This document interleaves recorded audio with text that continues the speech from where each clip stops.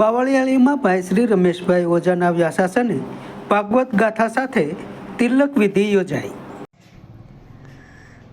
ઠાકરધામ બાવળિયાળીમાં ભાગવત ગાથા સાથે લઘુ મહંત શ્રી ગોપાલ ભગતની ગાદી તિલક વિધિ યોજાઈ ગઈ। મહંત મહામંડલેશ્વર શ્રી રામબાપુના નેતૃત્વ સાથે ઠાકરધામ બાવળિયાળીમાં ભાઈ શ્રી રમેશભાઈ ઓઝાના વ્યાસાસને શ્રીમદ ભાગવત ગોપ જ્ઞાન ગાથા લાભ મળી રહ્યો છે। આજે હિન્દુત્વના પ્રહરી શ્રી પ્રવીણભાઈ તોગડિયાની વિશેષ ઉપસ્થિતિ રહી।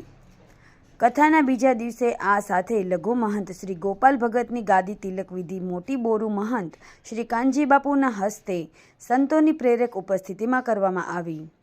ગોપગાથા પ્રસંગે શ્રી કણીરામ બાપુ દુધરેજ, શ્રી જાનકીદાસ બાપુ કમીઝળા સહિત અનેક જગ્યાના સંતો મહંતોની પ્રેરક ઉપસ્થિતિ રહી હતી। પૂર્વ મંત્રી શ્રી ભૂપેન્દ્રસિંહ ચુડાસમા સહિત અગ્રણીઓએ કથા લાભ લીધો।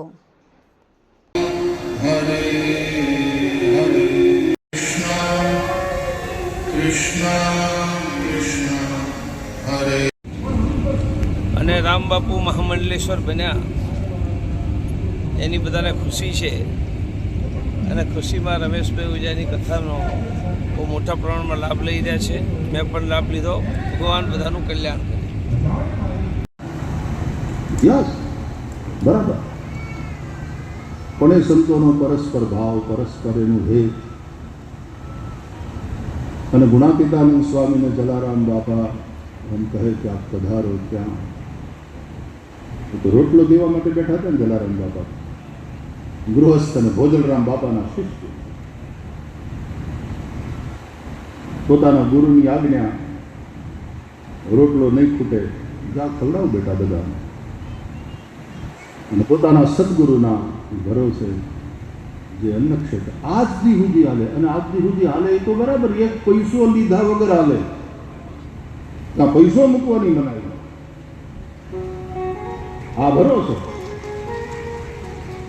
અને કોઈ ભૂખ્યું ના જાય। આવા જલારામ બાપા જેવા એક સાધુ પુરુષ તો ગુણાતીતાનંદ સ્વામીને પણ મળે તો આટલા હેત થઈ કે સ્વામી પધારે, આપ પ્રસાદ લે, અને ગુણાતીતાનંદ સ્વામી પધારે પણ ખરા તો પ્રસાદ પણ લે, અને સ્વાભાવિક રીતે અરે બ્રાહ્મણ દયા પ્રભુની કરવા જાય ને અને કોક આમ ચપટી લોટ આપે, એના બોઘરામાં નાખે, તોય બ્રાહ્મણ સ્વસ્તિ કહીને આશીર્વાદ આપે। સાધુ તમારે ત્યાં આવે એટલે એ કઈ મફતનો રોટલો ખાઈને જાય નહીં, એ તો આશીર્વાદ આપવાના જ। પણ જલારામ બાપાએ એ ભાવ જે પ્રગટ કર્યો ગુણાતીતાનંદ સ્વામી પ્રત્યે, એમાં જલારામ બાપાનો ભાવ, એક ગૃહસ્થ સાધુ પુરુષનો ભાવ પણ પ્રગટ થાય। પરસ્પરમ ભાવયંતઃ, આપણે હું કામ વિવાદ કરીએ છીએ?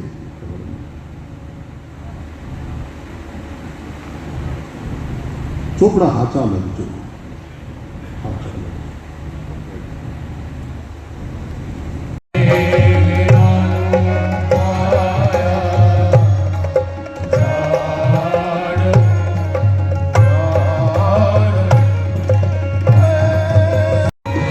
ગામડાનો કોઈ ભગત રાતના વાળું કર્યા પછી હાથમાં એક તારો, બીજી હાથમાં મંદિરમાં બાંધી